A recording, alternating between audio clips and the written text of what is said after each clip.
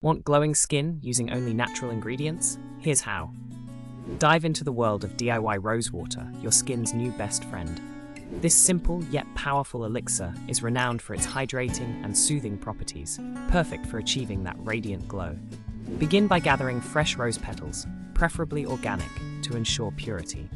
In a pot, combine these petals with distilled water, just enough to cover them. Heat gently until you see the water changing color and the petals losing their vibrancy. Strain the mixture, capturing the essence of the roses in a clean container. Let it cool, and there you have it, your very own rose water.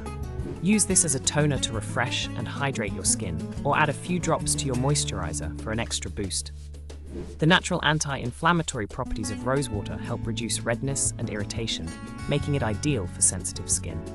Spritz it on throughout the day for a refreshing pick-me-up. Fast, aesthetic shots of the preparation process highlight the simplicity and effectiveness of this DIY marvel.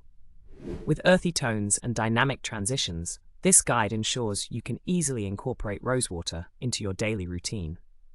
Subscribe for more natural beauty tips and unlock the secrets to holistic skincare.